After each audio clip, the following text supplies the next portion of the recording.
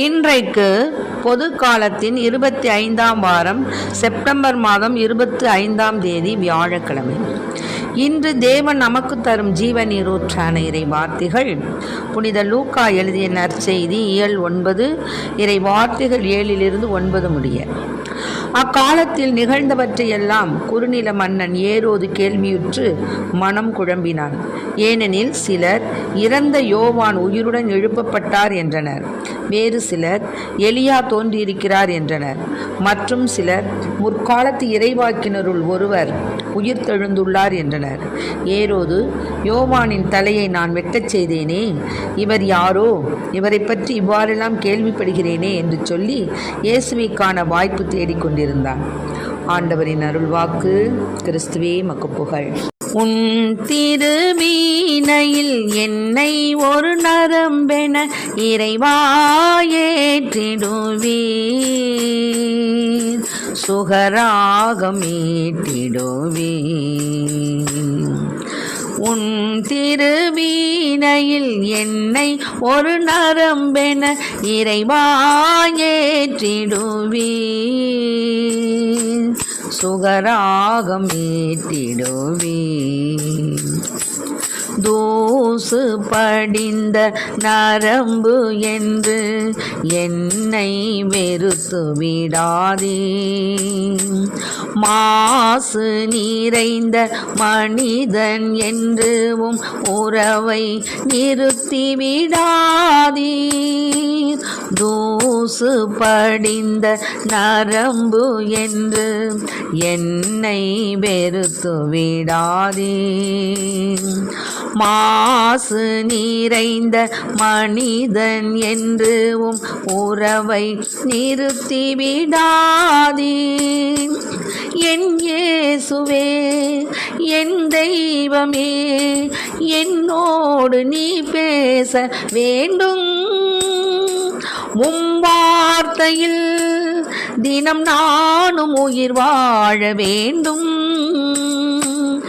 இறைவா இறைவா இறைவா இறைவா இறைவா இறைவா இறைவா இறைவா, உன் திருவீணையில் என்னை ஒரு நரம்பென இறைவா ஏற்றிடுவீர்,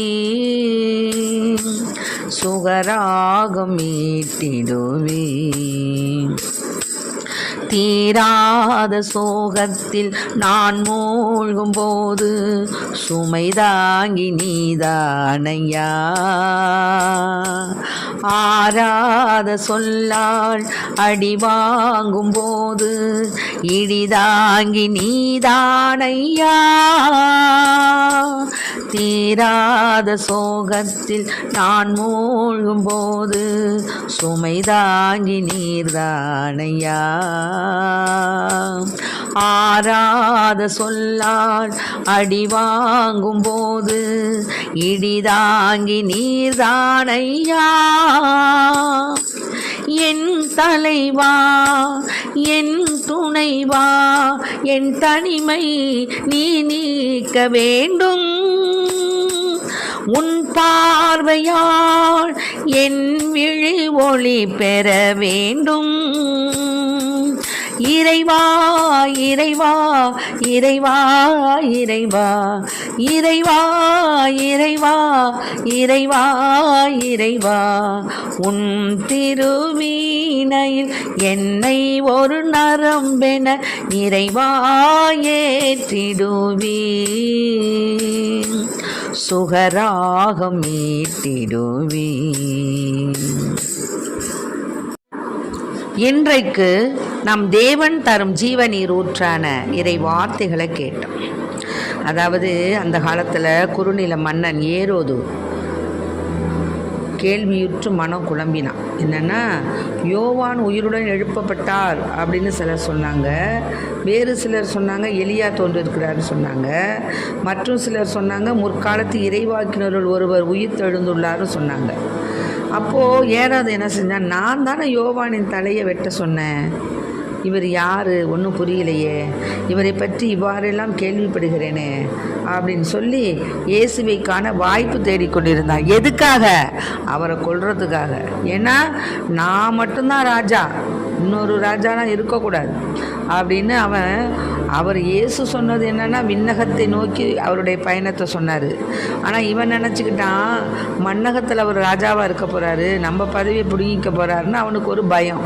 இயேசு செய்த அரும் செயல்கள், அவர் செய்த அற்புதங்கள் எல்லாவற்றையும் பார்த்து அவனுக்கு ரொம்ப பயம் வந்துடுது. பயம் வந்து என்ன செய்கிறான், நம்ம எப்படியாவது அவரை கண்டுபிடிச்சோம்னா அவரை கொன்னுடணும். அதான் அவன் நோக்கு. அவரை கண்டுபிடிக்கணும், அவரை போய் அவரோடு உறவாடணுங்கிற எண்ணம்லாம் கிடையாது. வஞ்சக எண்ணத்தோடு தான் அவன் உலாவிக்கிட்டு இருந்தான். எங்கே தன் ஆட்சிக்கும் அரசுக்கும் ஆபத்து வந்துவிடுமோ என அஞ்சினான். எனவே அவரை காண துடித்தான். அவரை ஆராதிக்க அல்ல, மாறாக அடியோடு அவரை வீழ்த்திடணும் அப்படின்னு நினச்சான். அதனால தான் நாமும் நம்முடைய வாழ்வில் நம் வளர்ச்சி பிறரது வீழ்ச்சி என நினைக்கும் பலர் நம்மை வீழ்த்திடவே திட்டம் திட்டுகிறாங்க. அநீதியின் ஆதிக்கம் தலைவிரிச்சு ஆடினாலும் அகிலத்தை படைத்த ஆண்டவர் நம்மோடு இருக்கிறார். அதனால் நம்ம யாருக்கு அஞ்ச வேண்டும்?